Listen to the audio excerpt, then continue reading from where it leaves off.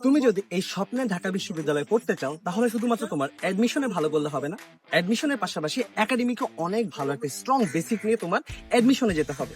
আর এই যে আমরা দেখো এখানে যদি আমি 98% স্টুডেন্টকে জিজ্ঞেস করি তারা বলবে তারা অ্যাডমিশন প্লাস একাডেমিক দুটাতেই হচ্ছে কঠোর পরিশ্রম করেছে এবং দুটাতেই ভালো করেছে। এই যে আমরা শুনি না যে সখিনা ঘর মুছে হচ্ছে ঢাকা বিশ্ববিদ্যালয়ে চান্স পেয়েছে, কিংবা হচ্ছে মকবুল ঝাড়ু দিয়ে রিক্সা চালায় ল্যাম্প পোস্টে পড়ে তারপর ঢাকা বিশ্ববিদ্যালয়ে চান্স পেয়েছে, এগুলো কিন্তু জাস্ট এক্সেপশন। মনে রাখবা, exception is not an example. এইখানে আসতে হলে, একটা ভালো জায়গায় আসতে হলে তোমার একাডেমিক প্লাস এডমিশন দুটোতে ভালো করতে হবে। একাডেমিকে ফুল সাপোর্ট দেওয়ার জন্য আমি ঈশান ইংলিশ কেয়ার সবসময় হচ্ছে রেডি তোমাদের জন্য।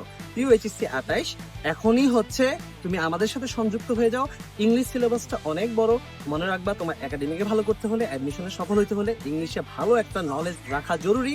আর প্রতি বছর ইংলিশে সবচেয়ে বেশি A+ মিস হয়। তাই আজই যোগাযোগ করো।